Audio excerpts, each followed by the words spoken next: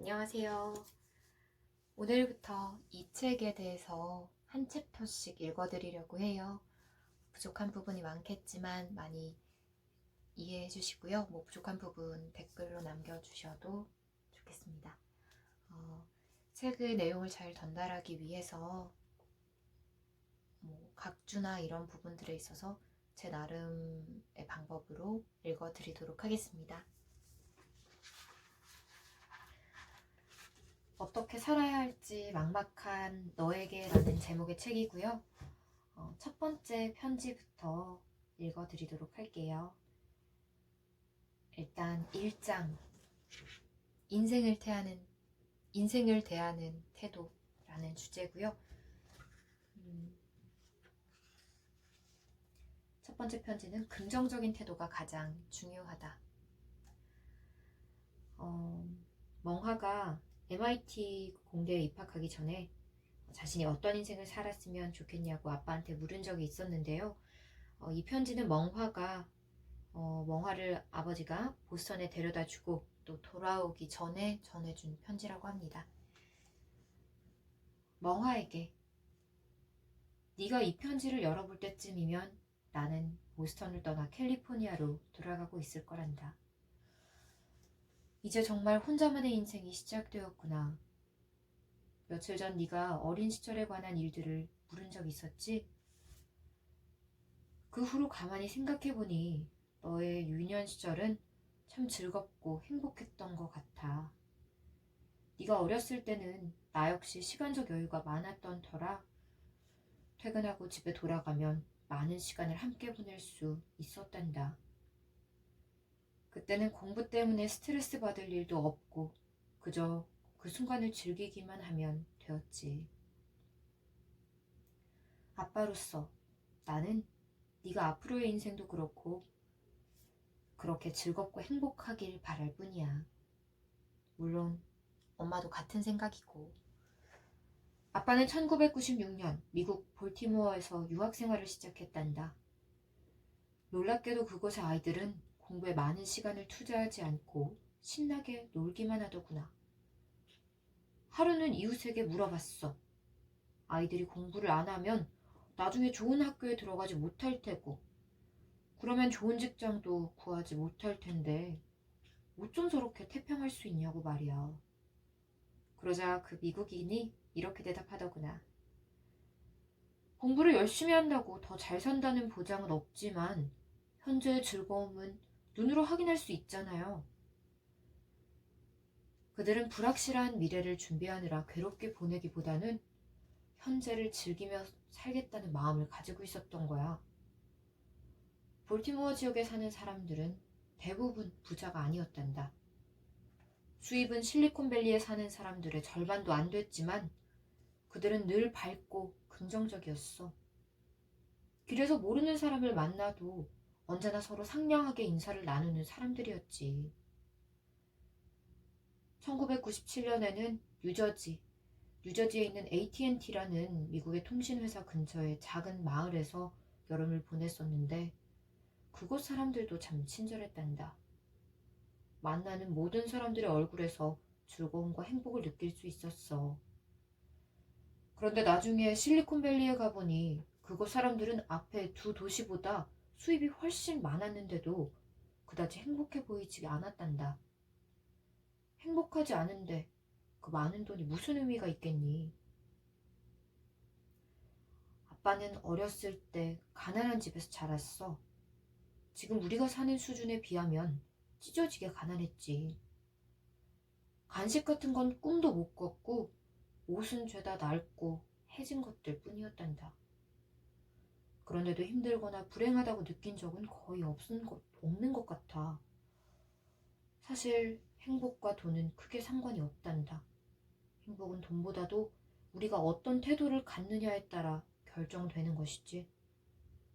아빠가 가난한 환경에도 불구하고 행복한 어린 시절을 보낼 수 있었던 건 가정이 화목했기 때문이야. 당시에는 다들 가난하고 살기 힘든 시절이었어. 그래서 집집마다 갈등과 불화가 끊이지 않았지. 하지만 네 할아버지와 할머니는 한 번도 우리 앞에서 다투신 적이 없단다. 집안이 화목했기 때문에 나와 네 작은 아빠는 가난했지만 늘 즐겁고 평온했어. 네 엄마와의 결혼 후에도 절대 아이들 앞에서는 다투는 모습을 보이지 말자고 이야기한 적이 있단다. 부부 사이의 갈등은 아이들이 보이지 않는 곳에서 해결해야 한다고 말이야. 이처럼 즐거움과 행복은 화목하고 평온한 가정에서부터 만들어지는 것이란다. 즐거움은 사람의 타고난 천성이 마음껏 발휘될 때 생겨나기도 해. 아빠가 어렸을 때는 공부에 대한 부담이 지금보다 훨씬 덜했기 때문에 날마다 친구들과 산으로, 호수로 놀러 다니기 바빴어. 만약 빽빽한 아파트 단지에 살며 공부에만 매달렸다면 이런 즐거움은 발견하지 못했을 거야. 물론 주변 환경도 중요하지. 예전에는 오늘날처럼 소셜 네트워크가 발달되지 않았지만 사람들 사이의 교류는 지금보다 훨씬 활발했어. 사람은 혼자서는 절대 행복해질 수 없는 법이란다. 좋은 사람들 곁에 두고 진정한 친구를 사귀는 것도 행복의 큰 조건이야. 마지막으로 가장 중요한 건 우리의 마음이야. 마음이 너그러운 사람은 남들보다 훨씬 행복하단다. 남들과 비교하기 좋아하고 이기적인 사람은 절대 행복해질 수 없어. 그들은 아무리 좋은 일이 생겨도 그것이 누군가의 음모가 아닌지부터 의심하거든. 간디는 삶의 대부분을 감옥이나 가난한 시골 마을에서 보냈지만 마음은 늘 평온하고 행복했다고 해. 그러니 아무리 열악한 환경에서 있어도 마음을 잘 다스린다면 충분히 행복할 수 있을 거야. 지위가 높고 임무가 막중한 사람일수록 마음을 잘 다스려야만 진정한 행복을 찾을 수 있단다. 사람은 누구나 행복하게 살기를 바라. 어떤 사람은 돈으로 행복을 살 수 있을 거라고 생각하지만 돈으로 누릴 수 있는 행복은 아주 제한적이란다. 돈은 특정 수준을 넘어서면 그저 종이 위에 찍힌 숫자에 불과해. 생각해보렴. 돈이 차고 넘칠 정도로 많지만 매일 주변 사람들을 의심하느라 아무것도 하지 못하는 사람과 돈은 별로 없지만 하고 싶은 대로 무엇이든 할 수 있는 사람 중에 누가 더 행복하겠니? 아빠는 스스로 행복한 사람이라고 생각한단다. 이런 생각을 할 수 있는 건 그동안 다음과 같은 4가지 노력을 기울여 왔기 때문이야. 첫 번째는 배움을 게을리하지 않았다는 거야. 시대의 흐름에 맞춰 새로운 지식을 쌓고 세상이 어떻게 발전하는지 이해하는 것은 아주 즐거운 일이란다. 너희들에게 공부는 평생 해야 하는 것이라고 강조하는 이유도 바로 이 때문이야. 두 번째는 꿈을 갖고 그걸 이루기 위해 노력했다는 거야. 꿈이 없으면 행복을 논할 수 없단다. 또 꿈은 있지만 아무 행동도 하지 않으면 스스로에게 계속 실망하고 괴로워하지.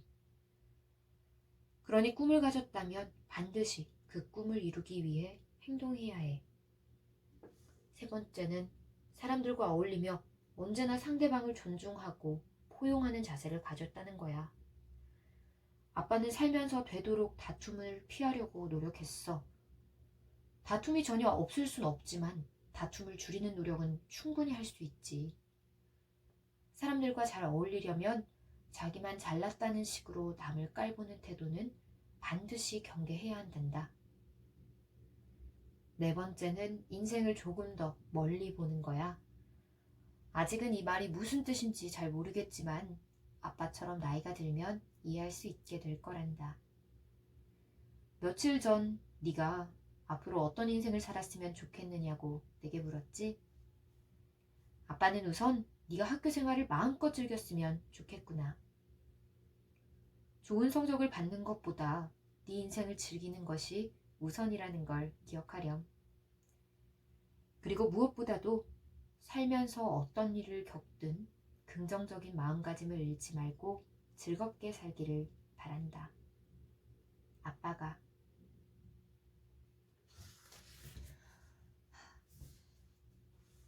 오늘 첫 번째 편지를 읽어보았는데요. 부족한 점이 많겠지만 앞으로 보완해 나가고 발전해 나가는 모습 보여드릴게요. 감사합니다.